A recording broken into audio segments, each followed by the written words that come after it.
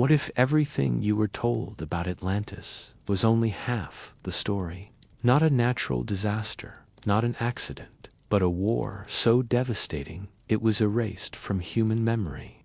Ancient whispers speak of a final conflict between powerful beings and a civilization with knowledge far beyond our own. A conflict where forces we don't fully understand were unleashed, tearing apart the very fabric of their world. Some say the skies burned, a fiery inferno consuming all hope and light. Others say the oceans rose overnight, swallowing entire continents in a single catastrophic wave. But the most chilling version claims the destruction was intentional. A punishment, a reset, a warning to future generations. Hidden within ancient teachings are clues that one figure knew the truth and tried to preserve it before the world changed forever. He didn't just record history, he hid it. He didn't just witness the fall, he survived it. The question is, what did he know that was too dangerous for humanity to remember? And if that knowledge still exists somewhere today, who is meant to find it? Tonight, we uncover the lost account of the war that ended a legendary civilization, and the secrets left behind for those willing to look deeper. If you love mythology and history from all cultures and forbidden ancient stories, subscribe, because this channel reveals the secrets behind every myth, and let me know where you're watching from. Hopefully not underwater near Atlantis, because Wi-Fi reception down there must be terrible. Atlantis, for all its brilliance, was never immune to the quiet rumblings of discontent. Beneath the glittering towers, whispers of rivalry began to echo. Ambition stirred in their hearts. Disagreements in council chambers and disputes over sacred sciences marked the subtle signs of conflict. Murmurs among the priesthood suggested that balance was slipping away from their once harmonious civilization. They had mastered energies that could heal and sustain life. Yet, with mastery came temptation. Some argued these forces could be harnessed for expansion, projecting Atlantis's influence across the seas. Others insisted that wisdom should remain a tool of balance, not conquest. Debates grew sharper. Soon the golden halls of Atlantis rang not with chants of unity, but with arguments over power. The people sensed the shift. Markets that once thrived on abundance began to feel the strain. Temples, once open to all, became guarded by factions loyal to different rulers. Even the great crystal towers flickered with instability as their energies were redirected. Signs of conflict appeared in the land itself. Storms grew more frequent, mirroring the discord. Scholars warned that the misuse of energy was disturbing natural balance, but their voices were drowned out by the clamor of ambition. Harmony was unraveling.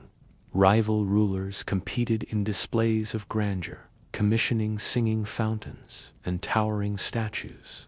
What began as rivalry in aesthetics soon escalated into rivalry in power. The signs were clear.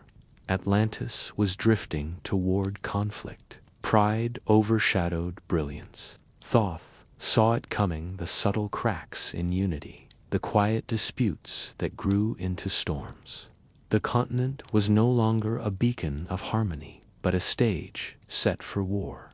Atlantis had not yet fallen, but the seeds of destruction had been sown. The whispers of conflict were becoming shouts, and the golden civilization was preparing for its darkest hour. The rulers of Atlantis were not ordinary kings and queens. They were custodians of sciences that blurred the line between magic and technology, guardians of energies that could heal or destroy.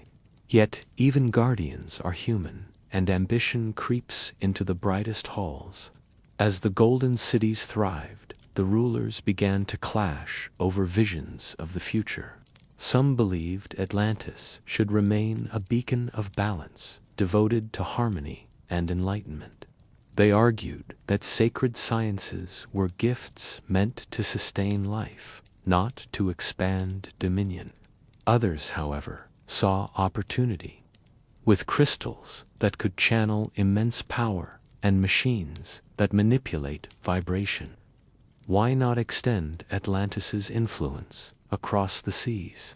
Why not build an empire that would rival the gods themselves?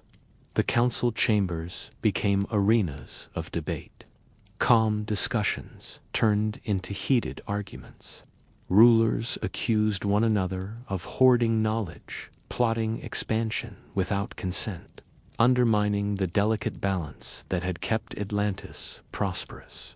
The division was no longer hidden. It was visible in every decision, every decree, every whispered rumor in the streets. The people noticed. Citizens loyal to one ruler began to distrust those loyal to another. Markets grew tense as trade policies shifted with each faction's influence. Priests once united in rituals now aligned with different rulers, their chants carrying undertones of rivalry. Even the great festivals, once symbols of unity, became showcases of competing grandeur. Thoth observed these tensions with unease. He understood rulers were steering Atlantis toward a dangerous path. The sciences they wielded were too powerful to be governed by pride. Yet pride was precisely what was spreading, like cracks in a flawless crystal. Rival rulers tried to outdo each other in displays of magnificence. One commissioning a fleet of ships carved from marble, another constructing towers so tall. What began as vanity soon became rivalry, and rivalry soon became hostility. The rising tensions among rulers were the first true sign that Atlantis's golden age was ending. The continent was no longer guided by unity, but by division. The seeds of war had been planted, and though the towers still gleamed, the shadows of conflict were already stretching across the land. Atlantis was a continent of brilliance, but brilliance often breeds ambition. As tensions among the rulers grew sharper, the once unified council fractured into factions, each determined to shape the future according to its own vision. The division of power was not sudden. It unfolded gradually, like cracks spreading across a flawless crystal, until the unity that had sustained Atlantis was little more than a memory. The rulers divided themselves into two primary camps. On one side were the preservationists, guardians of balance, who believed the sacred sciences should remain tools of healing and enlightenment. They argued that Atlantis's role was to serve as a beacon of wisdom, not a conqueror of lands. On the other side were the expansionists, ambitious leaders who saw the sciences as instruments of dominance. To them, Atlantis's brilliance was wasted if confined to its own shores. They dreamed of empires stretching across oceans, powered by crystal energy and guided by Atlantean superiority. This division seeped into every corner of society. Temples aligned themselves with different rulers, their rituals reflecting loyalty to one faction or another. Markets became battlegrounds of influence, with merchants favoring whichever ruler promised prosperity. Even scholars, once united in pursuit of truth, began to withhold discoveries from rival factions, fearing their work would be twisted into weapons. Thoth observed with unease as the countenance harmony unraveled. He knew that the sciences of vibration and geometry were too powerful to be governed by pride. Yet pride was precisely what fueled the division. Each ruler sought to prove their vision superior, commissioning grand projects that dazzled the people but deepened the rift. Humorously, some accounts suggest that rival rulers competed in absurd displays of magnificence, one building a palace with walls that sang when touched, another constructing fountains so elaborate they required entire teams of priests just to keep them functioning. These spectacles entertained the citizens but masked the growing hostility beneath. The division of power was more than political, it was spiritual. Atlantis was no longer guided by unity but by rivalry. The continent's brilliance had become a weapon in waiting, and the seeds of war were firmly planted. The rulers, blinded by ambition, could not see that their struggle for dominance was steering Atlantis toward its own destruction. The Golden Age was fading, replaced by shadows of conflict. Atlantis stood at the edge of a precipice, and the division of power ensured that the fall was inevitable. As the division of power deepened, Atlantis entered a dangerous phase. Rulers, desperate to prove superiority, pushed boundaries of sacred sciences. What had once been tools of healing and enlightenment were now twisted into experiments that carried risks far beyond imagination. This was the moment when forbidden knowledge emerged, discoveries so potent that even Thoth warned they should never be unleashed. Atlantean scholars had long studied the resonance of crystals, the geometry of temples, and the vibrations of sound. These sciences were meant to align humanity with the cosmos, to bring balance between earth and spirit. But in the hands of ambitious rulers, they became something else entirely. Crystals were reconfigured into conduits of destructive energy, capable of amplifying vibrations to levels that could shatter stone or disrupt the human mind. Geometry was no longer used to design harmonious temples, but to calculate angles of attack. Sound, once a healing force, was weaponized into frequencies that could incapacitate entire armies. The discovery of these forbidden applications spread quickly among the factions. Each ruler sought to outdo the other, commissioning scholars to unlock deeper secrets. Laboratories hidden beneath temples became sites of experimentation, where energies were pushed to extremes. The people whispered of strange lights flickering in the skies, of tremors beneath the earth, of storms that seemed to rise without warning. Atlantis itself was beginning to react to the misuse of its own sciences. Thoth, ever the guardian of wisdom, tried to warn them. He reminded the rulers that knowledge without humility was a path to ruin. But his words were drowned out by ambition. The rulers believed they had mastered forces greater than nature itself, and they were unwilling to turn back. Humorously, some accounts suggest that scholars competed in bizarre demonstrations of their discoveries, one boasting of a crystal that could make crops grow overnight, another unveiling a device that accidentally caused every fish in a nearby bay to leap out of the water at once. These spectacles entertained the rulers, but masked the danger beneath. Forbidden knowledge had emerged, and with it came the certainty of conflict. Atlantis was no longer a civilization guided by balance, but a continent standing on the edge of destruction. The brilliance of its sciences had become a weapon waiting to be unleashed, and the war that would end its golden age was drawing ever closer.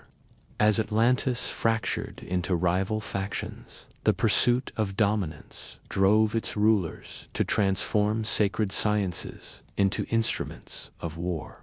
What had once been tools of healing and enlightenment became weapons beyond their time. Creations so advanced that even modern minds would struggle to comprehend them. Atlantean engineers discovered that crystals could be tuned to resonate with the Earth itself. These devices, when harnessed, could amplify vibrations into destructive waves, capable of collapsing walls or disorienting entire armies. Geometry, once used to design harmonious temples, was repurposed to calculate angles of attack, ensuring that energy beams struck with precision. Sound, once a force of healing, was weaponized into frequencies that could incapacitate foes, leaving them helpless in the midst of battle. The rulers reveled in these discoveries. Laboratories hidden beneath temples became sites of experimentation, where scholars pushed the boundaries of energy manipulation.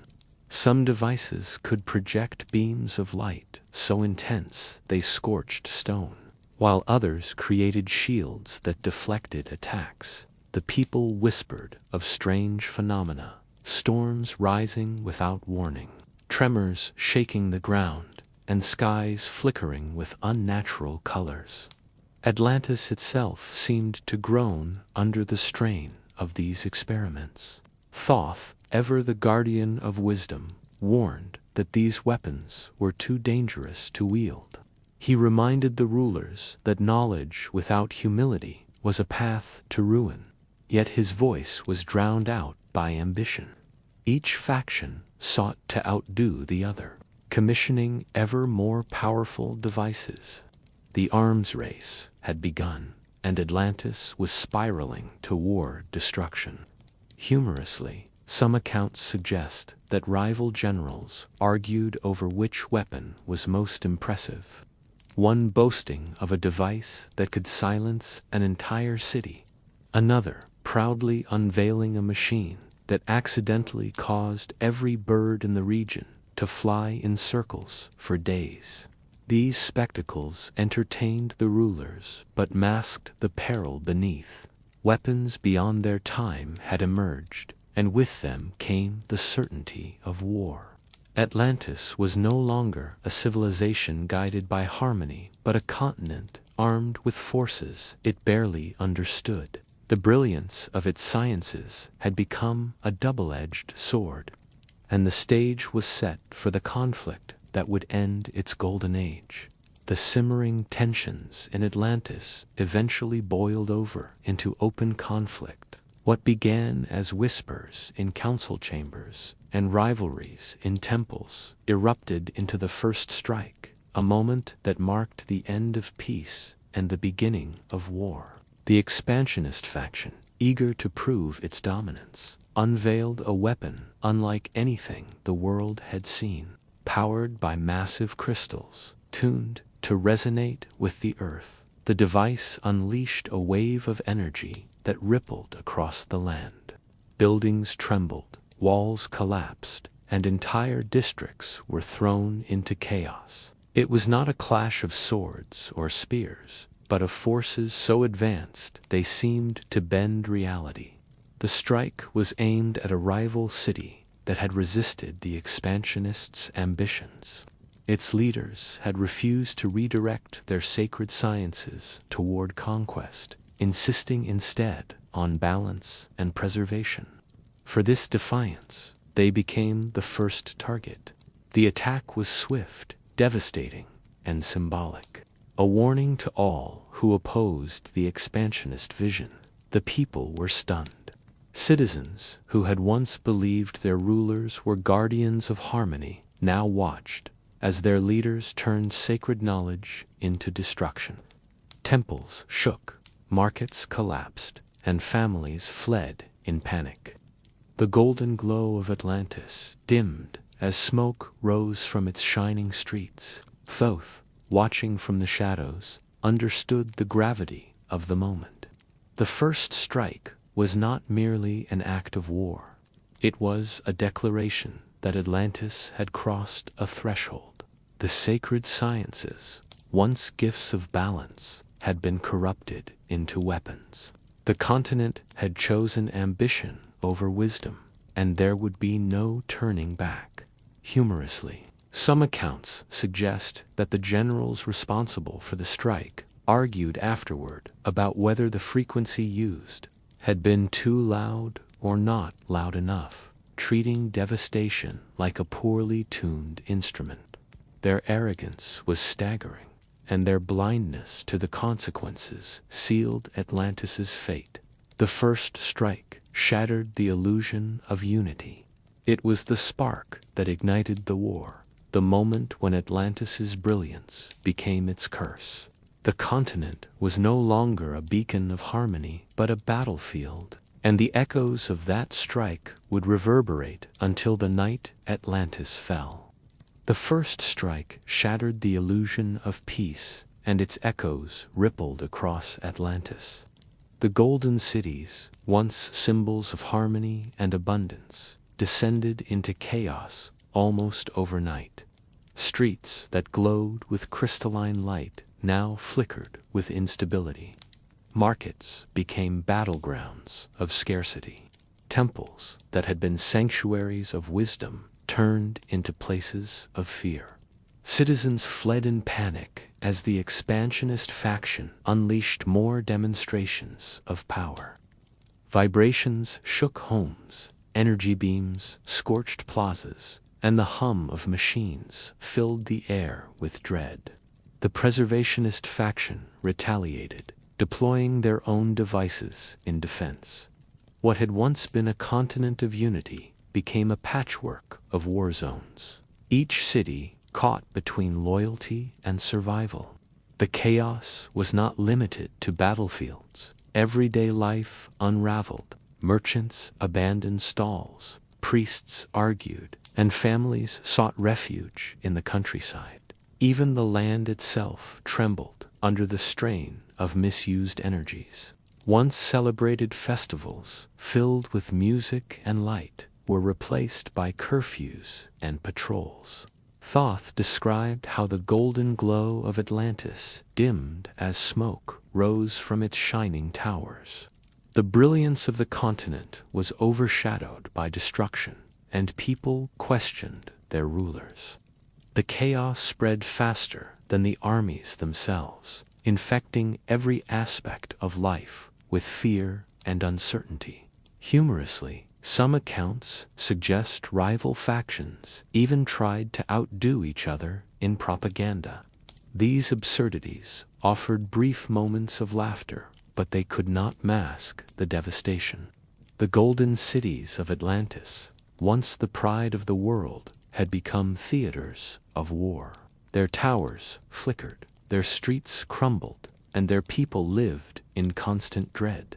Chaos had consumed the continent, and the brilliance that defined Atlantis was now a memory.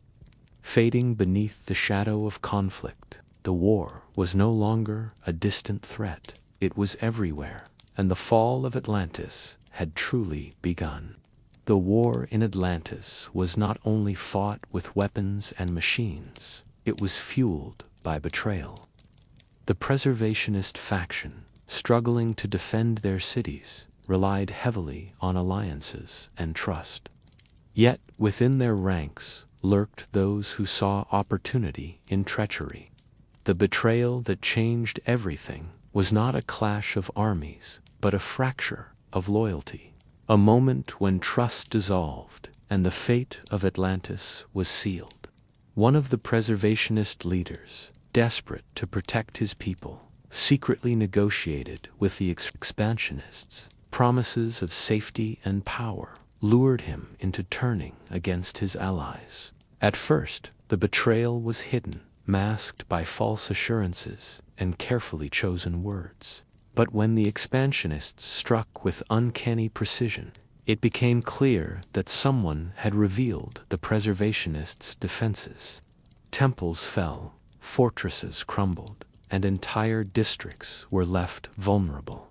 The betrayal spread like fire. Rumors filled the streets. Citizens accused one another of treachery, and paranoia consumed the golden cities. Trust, once the foundation of Atlantean society, was shattered. Even families divided, unsure of who remained loyal to balance and who had secretly pledged allegiance to conquest. Thoth described this moment as the turning point. The betrayal was not merely political, it was spiritual. Atlantis had lost its unity, and without unity, even the most advanced sciences could not save it. The continent was no longer fighting a war against an external enemy, but against itself. Humorously, some accounts suggest that the betrayer tried to justify his actions by claiming he was just testing the expansionists' honesty. A defense so absurd that even his own supporters laughed bitterly. But the damage was done. His betrayal had tipped the scales, and the preservationists could no longer hold their ground. The betrayal that changed everything was more devastating than any weapon. It eroded trust, fueled paranoia, and ensured that Atlantis's downfall was inevitable. The golden civilization, once united in brilliance, was now fractured beyond repair. The war was no longer about victory. It was about survival, and even survival was slipping away. Atlantis had crossed a threshold from which there was no return. The first strike had been devastating, but it was only the beginning.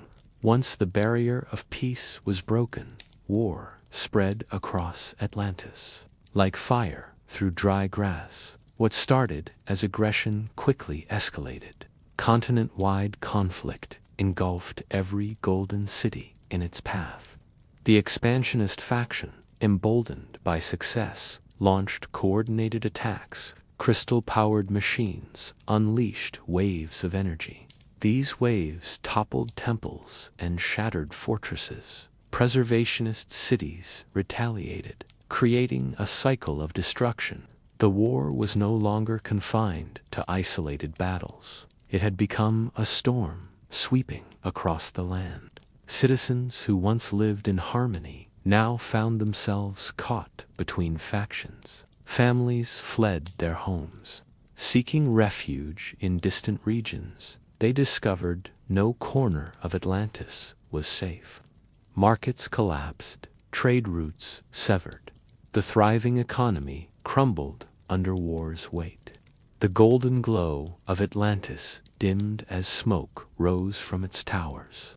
The hum of sacred sciences was replaced by the roar of weapons. Thoth described how war consumed cities and spirit. Distrust spread like a plague, with neighbors accusing one another of betrayal. Priests aligned with factions. Their chants echoed with hostility, not harmony. The war was not just physical, it was spiritual, eroding society's foundation. Humorously, some accounts suggest rival factions tried to outdo each other in absurd displays of power. One unleashed a weapon that caused every goat to bleat in unison. Another created a shield so unstable it hummed loudly. These bizarre mishaps offered brief moments of laughter, but they could not mask the devastation spreading across the continent. The war had become unstoppable. Atlantis was no longer a beacon of wisdom, but a battlefield. Ambition and pride clashed endlessly. The brilliance of its sciences had been corrupted into instruments of destruction. The continent was spiraling toward its inevitable fall. The war had spread everywhere, and the night of Atlantis's doom was drawing closer. The temples of Atlantis were sanctuaries of wisdom, where geometry, sound, and light healed the body and elevated the spirit. Their walls resonated with chants of harmony. Their halls glowed with crystalline energy, and their priests were guardians of balance. But as war spread across the continent, even these sacred spaces were transformed. Temples became fortresses, their sanctity sacrificed to battle. The preservationists fortified their temples, believing sacred sciences could shield them from destruction. Crystals once healing reconfigured into defensive barriers. Geometry once aligning structures with stars, was repurposed to strengthen walls. Priests, once guiding peace, now commanded energy in defense. The expansionists, meanwhile, seized temples and converted them into weapons. Machines were housed within sacred halls, amplifying destructive frequencies. Statues of gods were overshadowed by devices roaring with power. Rituals replaced by experiments designed to unleash chaos. Temples became engines of war. Citizens watched in despair as their places of worship were consumed by conflict. Families saw temples guarded by soldiers, not for festivals. Chants of harmony drowned by machine hum. Sacred fires replaced by weaponized crystals. The transformation was complete. Sanctuaries became strongholds. Thoth described this moment as one of the most tragic in Atlantean history. Temples were the heart of civilization, its wisdom and balance. To see them turned into fortresses was to witness the corruption of Atlantis's soul, a profound and irreversible change. Humorously, some accounts suggest priests struggled with new roles, accidentally giving battle orders as ritual chants. One faction confused a defensive frequency with a hymn, creating a shield that hummed so loudly it kept everyone awake for days. These mishaps offered brief moments of levity, but they could not disguise the devastation and the impending doom.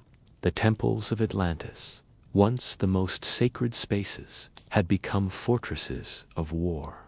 Their transformation marked the point of no return. The continent was no longer guided by wisdom, but consumed by conflict, and the fall of Atlantis drew ever closer. As the war raged across Atlantis, the natural world itself began to rebel. The skies, once clear and radiant, grew heavy with storms that seemed to rise without warning. Lightning split the heavens in jagged arcs, thunder rolled like the drums of war, and clouds swirled in unnatural patterns. The seas, too, grew restless, their waves crashing against the shores with fury. It was as if the elements themselves had joined the conflict, amplifying the destruction unleashed by human ambition. The expansionists' machines, tuned to resonate with the Earth's core, destabilized the delicate balance of nature. Tremors shook the ground, rivers overflowed, and winds howled through the golden cities. Preservationist factions tried to counteract the damage, redirecting energies to calm the storms. But their efforts were overwhelmed by the sheer scale of disruption. The harmony that had once defined Atlantis was gone, replaced by a world in turmoil. Citizens lived in constant fear, families huddled in their homes as the skies burned with unnatural light, while fishermen abandoned the seas, terrified by waves that rose higher than their ships could withstand. Farmers watched helplessly as their fields flooded, their crops destroyed by rains that seemed endless. The war was no longer confined to armies and rulers. It had spread into the very fabric of nature. Thoth described this moment as the Earth's response to Atlantis's arrogance. The misuse of sacred sciences had not only corrupted society, but disturbed the balance of the planet itself. The skies and seas, once allies of harmony, had become instruments of destruction. Humorously, some accounts suggest that rival factions tried to claim credit for the storms, boasting that their machines had summoned the heavens or commanded the seas. In reality, their devices had simply destabilized forces far beyond their control.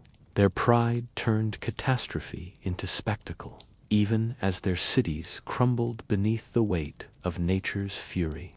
The sky and sea in turmoil marked a turning point. Atlantis was no longer fighting a war against itself alone. It was battling the elements. The continent's brilliance had become its curse, and the forces of nature, once harmonious, now roared with vengeance. The fall of Atlantis was no longer a possibility. It was becoming inevitable. The war had consumed Atlantis, but the preservationists and expansionists were not yet finished. Both factions believed victory was still possible, and so they prepared for the final confrontation, a battle that would decide the fate of the continent. Golden cities, scarred by conflict, braced for the storm. The expansionists gathered their most powerful machines, devices tuned to resonate with the Earth's core and amplify destructive energy. Their generals boasted these weapons would crush the preservationists once and for all. Towers were fitted with crystal cannons, fortresses hummed with vibrations strong enough to shatter stone, and fleets of ships armed with resonant devices lined the coasts, ready for the final assault. The preservationists, though weary, refused to surrender. They fortified their temples and recalibrated their crystals for defense. They prepared to unleash countermeasures designed to neutralize the expansionists' weapons. Priests who had once guided rituals of peace now stood as commanders, directing energies in battle. Citizens, desperate to protect their homes, joined the effort, transforming marketplaces into barricades and streets into defensive lines, ready to defend their ancient civilization. The atmosphere was tense. The skies darkened with unnatural storms. The seas churned with fury, and the ground trembled beneath the weight of machines. It was as if nature itself anticipated the clash, mirroring the chaos of human ambition.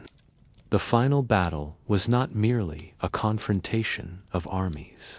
It was a collision of pride, power, and forces beyond comprehension. Thoth described this moment as the culmination of Atlantis's arrogance. The sacred sciences, once gifts of harmony, had been corrupted into weapons of destruction. The continent was no longer guided by wisdom, but consumed by ambition, and the final battle was inevitable. Humorously, some accounts suggest that rival generals argued over who would deliver the opening note of the battle, treating the confrontation like a grand symphony. One insisted on a deep rumble to intimidate the enemy, while another preferred a piercing frequency to set the tone. Their absurdity underscored the tragedy. They were orchestrating destruction as if it were music. The final battle began with a roar that shook the heavens. Crystals blazed, machines hummed, and the forces of Atlantis collided in a storm of sound and light. The continent trembled under the weight of its own brilliance, and the war was entering its most devastating chapter. The fall was no longer a distant threat. It was unfolding in real time.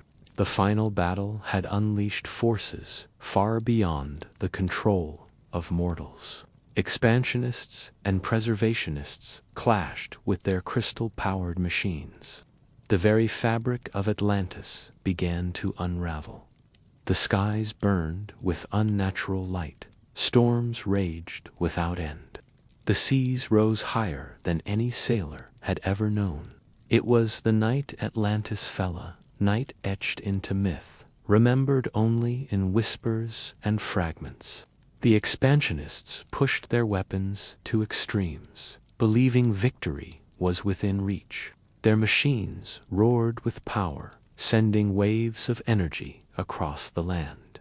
The preservationists, desperate to defend their cities, countered with their own devices, creating a storm of sound and light that shook the continent. But the clash was too great. The energies resonated with the Earth's core, destabilizing the balance of nature itself. The ground trembled, splitting open in violent quakes. Towers collapsed, temples crumbled, and streets, once filled with golden light, were swallowed by shadow. The seas surged inland, flooding markets and homes, sweeping away families who had once lived in harmony. The skies thundered with fury, lightning striking with relentless force. Atlantis was no longer a continent of brilliance. It was a battlefield consumed by chaos. Thoth described this night as the culmination of arrogance. The rulers had believed they could command forces greater than nature, but their pride had blinded them. The sacred sciences, corrupted into weapons, had turned against their creators. The destruction was not accidentally, was the inevitable consequence of ambition without humility. Some accounts suggest that even in the midst of catastrophe, rival generals argued over who had won the battle, boasting of their machines as the continent sank beneath the waves. Their absurdity underscored the tragedy. They were orchestrating destruction as if it were triumph. The night Atlantis fell was not merely the end of a civilization, it was a warning. The continent's brilliance had become its curse, and the forces unleashed ensured that no city, no temple, no ruler would survive untouched. The Golden Age was gone, replaced by silence and ruin. As the seas consumed the land and the skies burned with fury, Atlantis vanished into myth. The night was remembered not as a natural disaster, but as the moment when pride destroyed a civilization that had once touched the stars. The fall was complete, and the echoes of that night would haunt humanity for generations. The final battle had torn Atlantis apart, but the true end came not from weapons or betrayal, it came from the sea. As warring factions collided, the balance of nature shattered. The earth trembled, fissures split the land, the ocean surged forward with unstoppable force. A proud continent of golden cities was swallowed by waves in a single catastrophic night. The seas rose higher than any sailor had known. Walls of water crashed, sweeping away temples, fortresses, and homes. Ships were tossed like toys, markets drowned beneath the tide. Families fled in desperation, overtaken by the relentless flood. The ocean did not simply resit consumed, devouring Atlantis piece by piece until nothing remained above the surface. The skies mirrored the chaos. Lightning split the heavens, thunder roared like drums of war, and rain poured in torrents. The land itself seemed to collapse inward, as if the earth had grown weary of the arrogance of its people. The ocean was not merely a force of nature. It was a judgment, a reset, a reminder that no civilization could defy balance forever. Thoth described this moment as the ultimate consequence of Atlantis's pride. The misuse of sacred sciences had destabilized the planet. The ocean responded with fury. The fall was not accidental, it was inevitable. The seas claimed the land, erasing the golden towers, the crystal machines, and the temples that had once defined the continent. Humorously, some accounts suggest that even as the waves rose, rival rulers argued over whose machines had summoned the flood, each absurdly trying to claim credit for the destruction. Their arrogance lingered even as their cities vanished beneath the water. The ocean consumed the land, and Atlantis was gone. Its brilliance, wisdom, and pride were buried beneath the waves. The Golden Age had ended, replaced by silence and ruin. What remained was not a continent, but a legend, a story whispered across generations as both a warning and a mystery. Atlantis had fallen, not by chance, but by choice. The ocean had claimed it, and humanity was left to wonder what secrets still lay beneath the waves. When the ocean consumed Atlantis, not all were lost. Amid the chaos, a handful of survivors escaped the flood, clinging to ships, rafts, or fragments of the land that remained above water. They carried with them fragments of wisdom, shards of memory, and the heavy burden of witnessing the fall. These survivors scattered across distant shores. Some reached Egypt, embedding Atlantean knowledge into temples aligned with the heavens. Others traveled to the Americas, leaving echoes of their wisdom in calendars, myths, and monuments. A few wandered into Europe, their stories becoming the seeds of legends that would later inspire philosophers and poets. Atlantis itself was gone, but its memory lived on in whispers carried by those who had seen its end. Yet survival came with silence. The survivors did not openly speak of the war that destroyed their homeland. They feared that the forbidden knowledge, if revealed, would corrupt humanity once again. Instead, they concealed their wisdom in symbols, rituals, and myths. Geometry became sacred, sound became ritual, and stories of gods and heroes masked the truth of a fallen civilization. Thoth, who had witnessed the destruction, understood the importance of silence. He recorded fragments of history, but he hid them within teachings that only the wise could decipher. To the untrained eye, they were myths. To those who looked deeper, they were warnings. The survivors carried this silence across generations, ensuring that Atlantis's fall would be remembered not as a war, but as a legend. Humorously, some accounts suggest that survivors tried to explain their origins to new communities, only to be met with disbelief.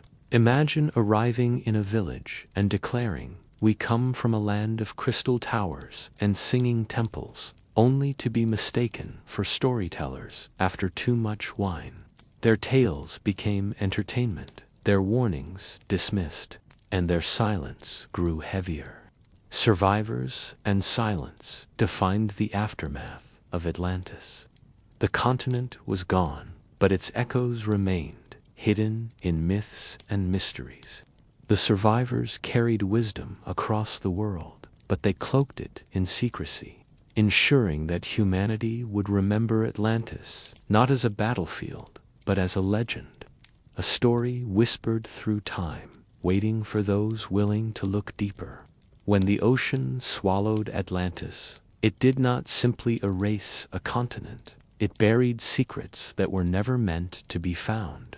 Beneath the waves, hidden in ruins and crystalline vaults, lay knowledge so advanced that even modern civilizations would struggle to comprehend it.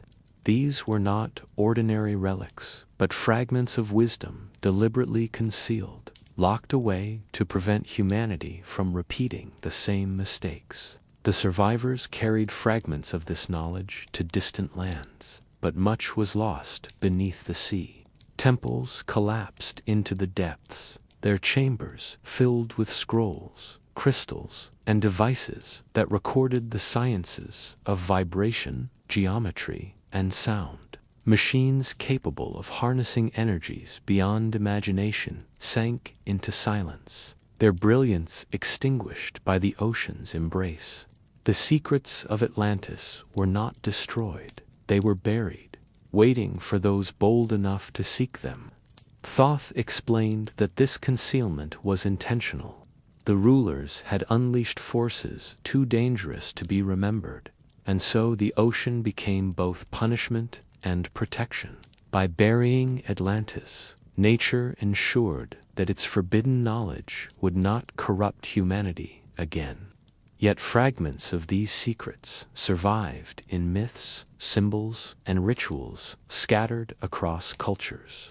The pyramids, the calendars of ancient peoples, and the alignment of temples with the stars all carried echoes of Atlantean wisdom. For centuries, seekers have tried to uncover these buried truths. Some claim that the ocean hides crystalline libraries. Others believe that Atlantean machines still hum beneath the waves, waiting to be reawakened. Whether myth or reality, the allure of Atlantis lies in the possibility that its secrets endure, hidden but not forgotten. Humorously, some accounts suggest that treasure hunters searching for Atlantis expected to find gold and jewels, only to be disappointed by endless sand and fish. Imagine diving into the depths, hoping for a glowing crystal, and instead being greeted by a very unimpressed octopus. The ocean guards its secrets well, and it does not give them up easily. The secrets buried with Atlantis are more than relics. They are warnings. They remind humanity that brilliance without humility leads to ruin, and that some knowledge is too dangerous to wield without wisdom. Atlantis may be gone, but its hidden truths remain beneath the waves, waiting for those willing to look deeper and daring enough to understand the cost of uncovering them. The fall of Atlantis was not simply erased by the ocean. It was deliberately concealed. Survivors carrying fragments of wisdom across the world understood the truth of Atlantis's destruction was too dangerous to be remembered openly. They knew that if humanity rediscovered the forbidden sciences without humility, history would repeat itself. And so, the story of Atlantis was hidden, transformed into myth, cloaked in symbols, and scattered across cultures. The rulers had unleashed forces that destabilized the earth itself, turning sacred sciences into weapons of unimaginable power. To preserve these secrets would have been to invite disaster. Instead, the survivors encoded fragments of knowledge into rituals, geometry, and myths. The pyramids aligned with the stars. The calendars of ancient peoples tracked cosmic cycles, and the chants of priests carried echoes of Atlantean vibration. Yet none of these revealed the full truth. They were puzzles, warnings, disguised as wisdom. Thoth explained that concealment was necessary. He did not simply record history, he hid it. His teachings were layered, designed so that only those with patience and humility could uncover their deeper meaning. To the untrained eye, they were stories of gods and heroes. To those who looked deeper, they were fragments of Atlantis's final warning that brilliance without balance leads to ruin. The silence was not cowardice, it was protection. By hiding the truth, the survivors ensured that humanity would not stumble upon forbidden knowledge too soon. They believed that only when humanity matured, when wisdom matched ambition, could the secrets of Atlantis safely return. Until then, the story would remain a legend, whispered across generations, waiting for those willing to look deeper. Humorously, some accounts suggest that survivors tried to explain the truth but were dismissed as storytellers. Imagine arriving in a new land and declaring, "Our continent sank because we weaponized sound and crystals," only to be laughed off.